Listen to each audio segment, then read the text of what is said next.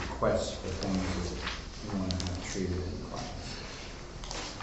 Now, if I'm remembering right, Andrew sent an email about a class to learn how to use one of the new machines in the school. Is that right, on Monday? Yes, sir. But it's over by this class, right? Yeah, but There's another one Tuesday. Say again? There's another one Tuesday if you can't make it Monday.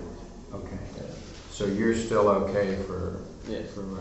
you and Janina, I think. Is that right? Yeah. Okay, so it won't interfere with you guys doing your first progress report. All right, and then also a reminder, Monday, you're going to be turning in your draft of one of your literature reviews and a draft of one of your precedent studies. And we're really calling everything a draft because it's all tentative really until the final thesis is done. But if you can, take your best crack at it. Don't use the word draft as a reason to kind of back off and give it less than your best shot, because you're going to be further ahead if you're pushing on it and making it as good as you can make it. So I want to urge you to do that. Yeah, you got a question? Could the literature review also include like interviews? Mm-hmm. Absolutely. Yeah, any source, particularly since the literature reviews have no limit on their number.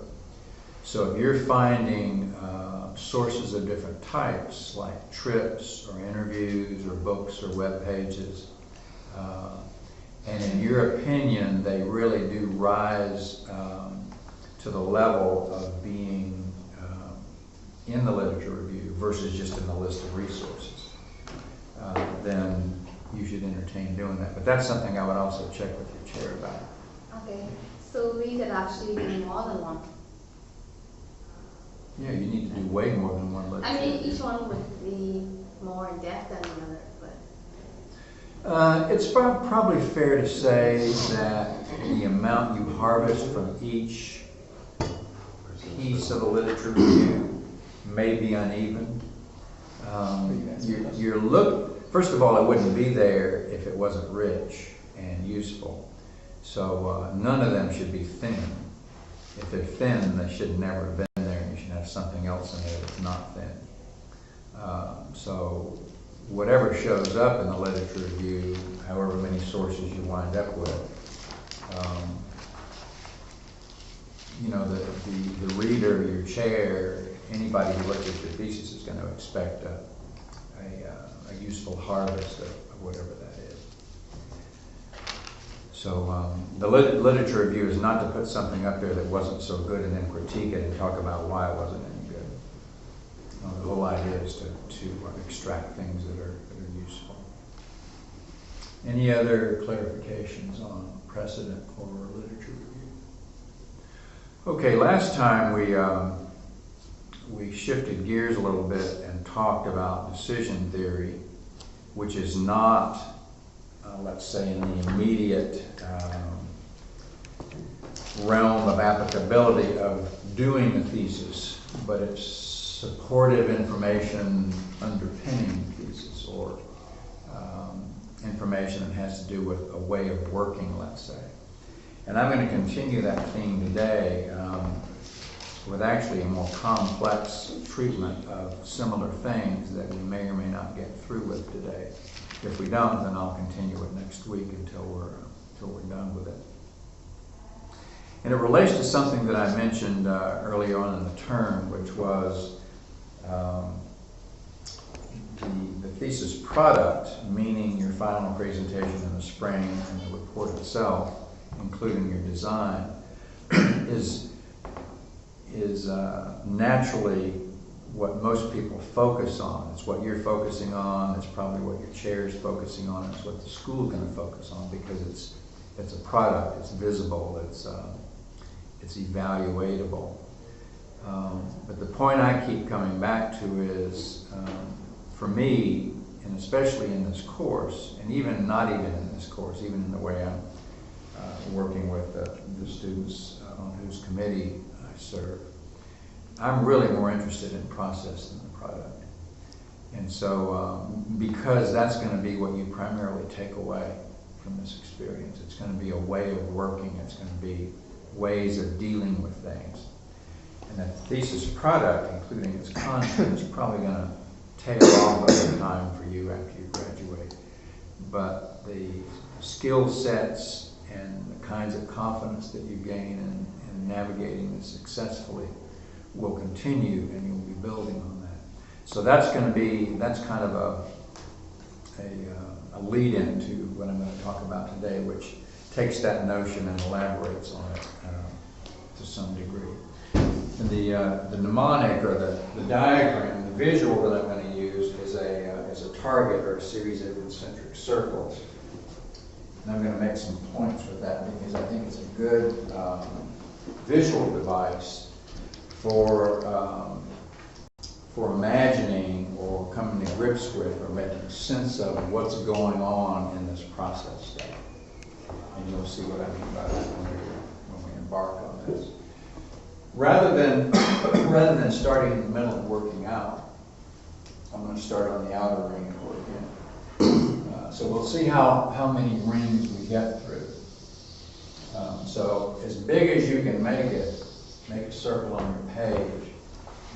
And it's going to begin with an outer band, which is the thesis experience itself. And that band really is divided into two things. The outer band is the thesis product. And I'm going to just put some loops here, or some bubbles, which represent the chapters. So let's imagine that this is a chapter of the thesis, and imagine that that's a chapter, and this is a chapter. So out here on the outer edge is the product, the visible product, the report, the presentation, the design, and so forth. This whole thing, though, we're calling the thesis experience.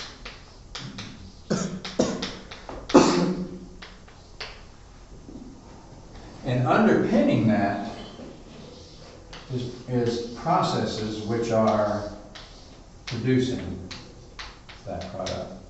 So the overall band is the thesis, and the band is divided into product and process. So we'll say that this inner band is processes which directly produce the product. And that's not hard to imagine because you're living that right now.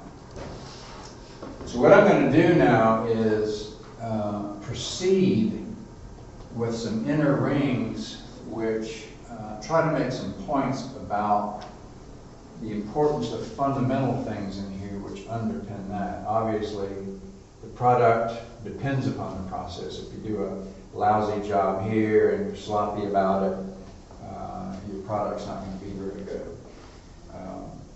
But one of my points is going to be, if this is also weak in here, you'll see what I mean when I begin to name these rings. This is also going to be weak. And all this still has to do with making the point that you want to pay attention to your processes. You want to pay attention to the ways that you're working.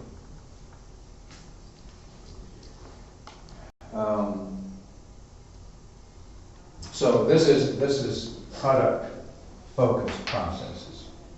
We can just put focus down here.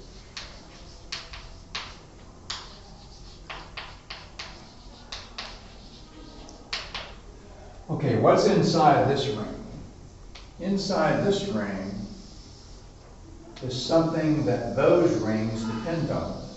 So as we come in, each of the outer rings is dependent upon every ring inside the ring, or all the rings in the center.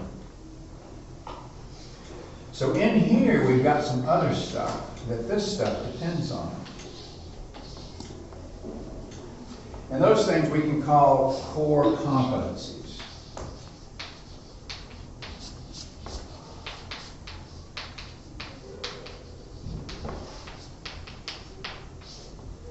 So here I am writing a chapter, here I am doing a design, here I am organizing my report. My ability to perform these things that are out here being directly applied, they're drawing on a reservoir that I've got in me, with me, that have to do with core competencies that are being drawn on into these various tasks. You can begin to see the shape of my earlier comment. The point I'm going to make is it's these things that you're taking away. Everything I do as I move toward the center of the target, the point I'm making is those things are going to be more important than this thesis out here. Because those are the things that are going to be applicable to any situation when you get out of school.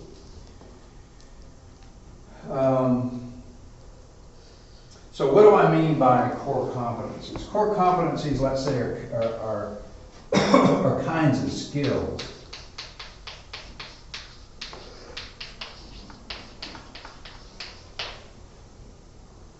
or they're kinds of mastery. For example, and I'm not going to put these on the board because there's not enough room to put them there. Plus, you're not going to be surprised when you hear them. So, what are some core competencies that you are employing or drawing on as you produce the thesis? They are things like being able to search for things, the ability to go find resources, the cleverness of finding things that maybe are pretty hard to find. And in connection with that, it's also the competency of going to the trouble. And what I mean by that is you realize that, maybe there's somebody at FSU or the FAMU campus who lives and breathes my topic. Maybe it would be useful for me to search them out and set up a conversation and make an appointment. Nah, that's too much trouble.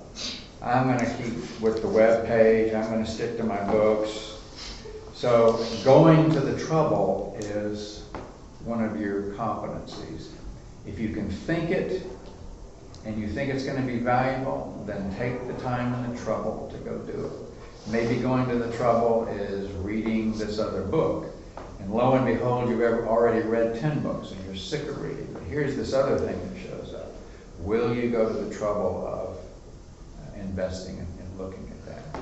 So that's a muscle. That's a kind of a skill set. It's an ability.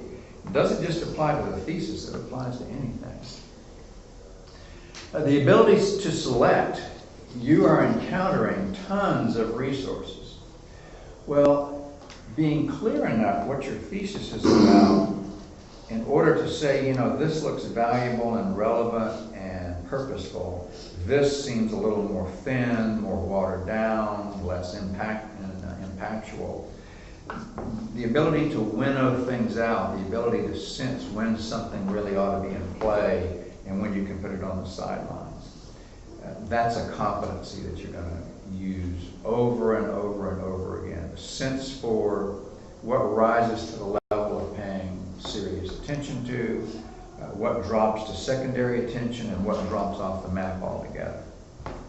That requires, though, that you be clear what your thesis is about so that you have some sense for what's likely to help and what's not likely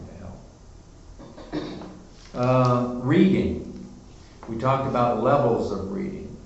4 or 5 ways of encountering and working your way through a resource. From flipping through it, scanning the table of contents, reading selected chapters, reading sections that look like they're particularly relevant but not dealing with the others. Maybe extracting only diagrams and juicy quotes. Maybe only Xeroxing its bibliography because the book itself isn't much help, but its bibliography might be a decent support. So just being able to read and to move into things and having different levels at which you can do that. That's another one of those portable skills that you're going to use your whole life. The ability to extract and to harvest. The same skill set that allows you to see that a book or a web page or a national organization or person is going to be particularly useful that same set of muscles needs to be there as you're encountering information to decide what's worth pulling out. What aspects of this book, or what aspects of this idea, or what aspects of this interview, what's useful and what's not, and the sense for what's in play and what's sort of marginal and peripheral there. So that all has to do with kind of selecting. Teasing out implications. Now that's a tricky one, but it is a skill. And what that involves is probably more instinct than logic. It's a sense for the fact that it's probably going to come in play either in the analysis of the thesis topics or maybe down the line in terms of the design of your scheme and the embodiment of your scheme and whatever your project's going to be. It's a hunch. It's the skill set that allows you to have a hunch. It's something, and now we're talking about another level of relevance. First thing is the book relevant? Then are certain parts of the book relevant? Now we're talking about, are the parts of the book that you harvested, are they interesting analytical conversation about the topic? Or do they go even further than that? And are they likely candidates, let's say, to be design principles or to be some sort of a shaping set of energies for your scheme?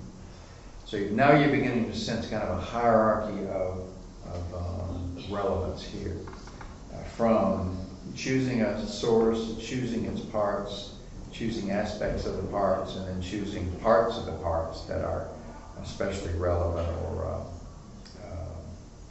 powerful influences on either your conclusions in sort of an intellectual sense or in terms of your scheme.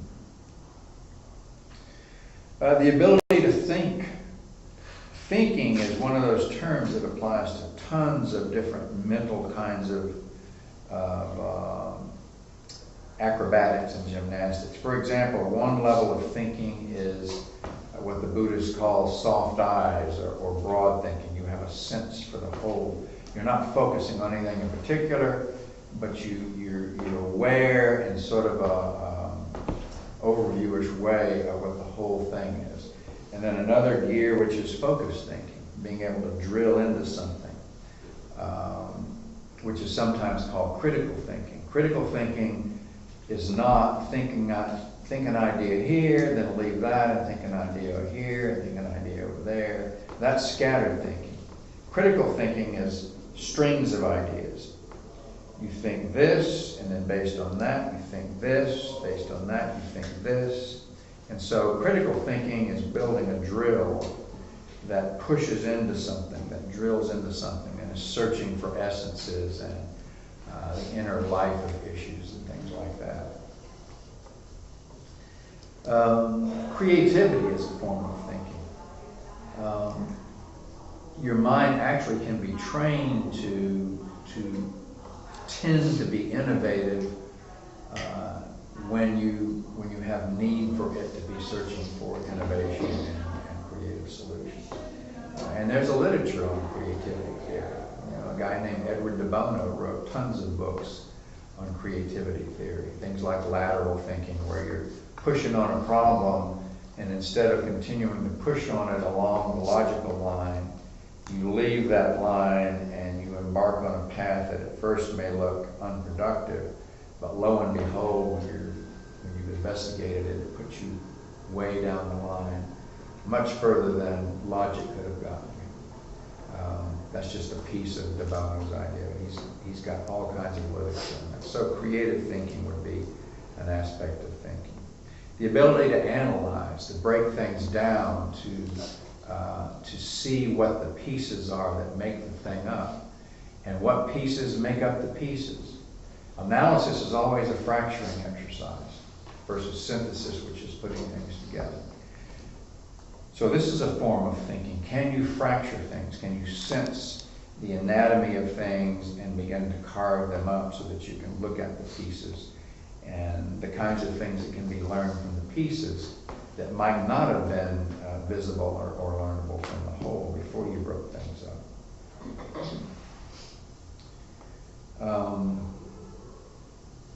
So those are some examples of thinking. Writing, you know, obviously the thesis is going to require writing.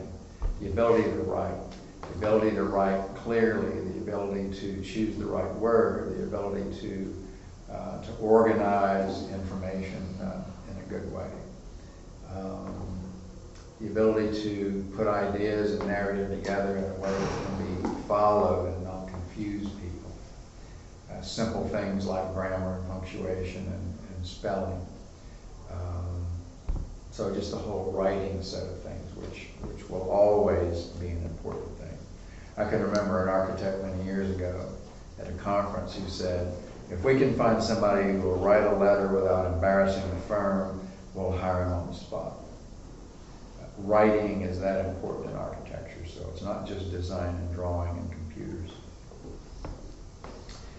The ability to integrate things, to see connectivities and to bring things back together in a tapestry rather than leaving things in kind of a scattered, disconnected, patchwork kind of way.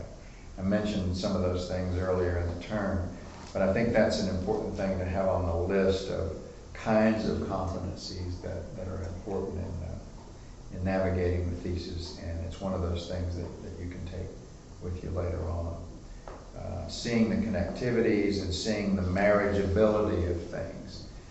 That, you know, once you analyze your thesis topics and you've harvested the major lessons, the next step, if you can get to it, is, okay, now what happens when those lessons are brought together? Rather than leaving them as independent harvested entities, is there another marriage that can happen across the board rather than just leaving them isolated as things that you distill from your thesis topic? Sensing design principles, meaning form implications. Having a feel for whether something's just going to flavor a project or whether it has real form-making energy in it. And by form-making, I mean it directly impacts the organization of the site. It directly impacts the scheme's materiality. It directly impacts the scheme's layout. It directly impacts. In other words, it's not a one-to-one relationship necessarily, but it's a straight line. Versus indirect things, where you've got some theoretical construct and you want the building to kind of have this energy and feel, but it's not a direct directive. Having a feel for, in your thesis research, what bubbles out of that and what seems to be happening with respect to direct form-making lessons and principles. Being able to bridge from principles to form. A lot of you, for example, are beginning to entertain notions of little bridging exercises that take you from ideas which are harvested from your thesis topic. But those ideas don't always tell you directly what to do form-wise. So doing little bridging exercises, meaning little abstract sculptures that just take an idea and move it into form, move it into the 3D or move it into some sort of a solid three-dimensional expression of what that idea is. That bridge is not an easy one to navigate because it often involves the concept of synesthesia, which means you've got to express something that originally exists in one language and somehow get it expressed in another language. And a good example of that is what color is the number 5? Well, there's nothing about 5 that tells you what color it is. But if somebody says your challenge is to tell me to get from 5 to a color, that's a synesthesia exercise. And your thesis is probably going to present you with similar challenges where you have a principle or an idea, and the challenge is, what form is that idea? That's the same question as what color is 5. And those little analytical models and exercises are frequently a good way to begin to explore that bridging task. Then there's obviously design, you know, whether you're going to do a building or furniture or whatever it happens to be. Design competencies, the ability to make handsome and beautiful things, the ability to build things, to present them, the ability to think things through, to assemble things in a pleasing way, a successful way. Just the whole packaging and report production, you know, putting a report together. You can bet when you get out of school, you're going to do a ton of that kind of stuff. And so that's another one of those core competencies. Getting up and explaining and defending. Well, you're used to the jury process. The thesis is going to be another one of those where your stuff is up there, you're explaining your scheme as clearly as you can, you're going to field questions. Some of the questions are going to be challenging. Handling that is another set of those competencies that is portable and that you'll take away. All those things that I've mentioned on that list really, for me anyway, they directly apply to getting the thesis done. And then there's some things that attach to that, like handling people, you know, handling your committee, handling your chair, organizing your life to do your best work, keeping the project in front of you and working clean, not letting parts of it leak around behind you where you don't have control of it anymore, or you're not aware of the whole landscape of the project anymore. Managing the project to success, arriving at closure.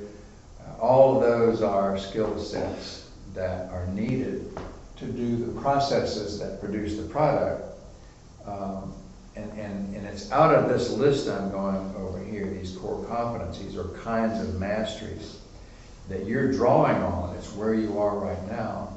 You're drawing on that reservoir to get these thesis tasks done so your product can be produced. And my point here on the core competencies is that list of things and things like that are what you're going to take away from this project. And they're way more important, especially as the years go by, than the thesis as a document itself. So that's the ring just inside the focus, the processes that are focused on getting the product itself done. And as you might expect, because I drew this big, there's a ring inside of that. There are things in here that this depends on. What are those things? They're core capacities.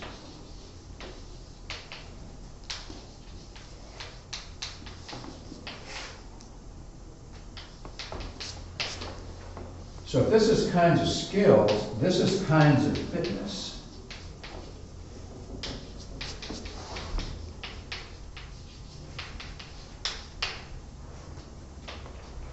What this is saying is your skill set in something and how you employ it in a particular instance like the thesis is dependent in large part on kinds of fitnesses that support these competencies. So for example, and I'm not talking about just physical fitness, but we are talking about body, we're also talking about mind, and we're also talking about spirit. So what about the body? Well, if you get fatigued quickly, and you get all worn out, or you work in a way where you're not alert because your body is doing whatever it's doing, you can see how that would erode the quality with which you apply these competencies. Or your ability to handle hard work, or your ability to handle tedium, or your ability to handle frustration, your ability to handle obstacle, your work habits. Those are all capacities. Those are kinds of fitness. Those are kinds of muscles that if they're not in shape, if you're not strong in those areas, then you may be skillful in the competencies, but you're not going to have sustaining power. You're not going to be able to hang in and apply those things in ways over a sustained period of time in a manner that really the thesis and life in general requires. So kinds of capacities has to do with kinds of fitness. So it has to do with fatigue and patience and tenacity and levels of commitment. How strong is your will to work when you really would rather not do it? You know, it's that go to the trouble kind of thing. You all know, because you've experienced it, that architectural projects are such that at the time when you're probably the most tired and sick of it is when the time you've got to work the hardest, which is close to the end. Well, life's full of that, and the thesis is certainly going to be full of that too. So the ability to work through those things is what I mean by core capacities. So what does core capacities ride on? Well, there's a ring inside that. Which is character.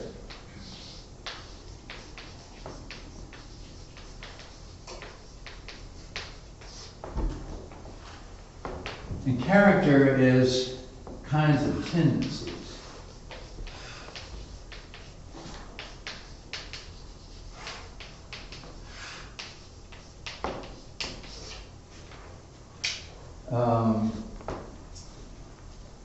So now we're heading towards something here, which eventually we're going to see as core values. And as you see us moving from the outer ring, which is action we can watch and products we can see, we're moving into the realm of the invisible here. And so our core capacities, our kinds of fitness, really, in a large sense, ride on another level, which is what is our fundamental character? How do we fundamentally navigate life? How do we tend to encounter life and process it and make sense of it? Basically, our ways of being in the world. And that's what I mean by tendencies. What do you tend to do when everything's in the fan? What do you tend to do when things are going well? How do you handle conflict? Those are all sort of character issues that have to do with who you are in the moment. And we know that character changes over a lifetime, but in any given moment, you are the character you are. And these outer rings tend to come out of who that person is at that particular time. And then at the middle, we've got core values.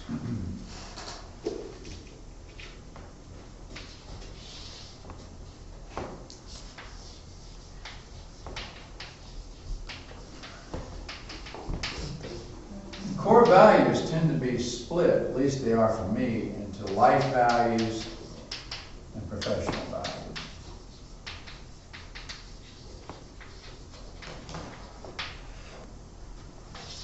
Life values, in large part, come out of what I'll call truth windows.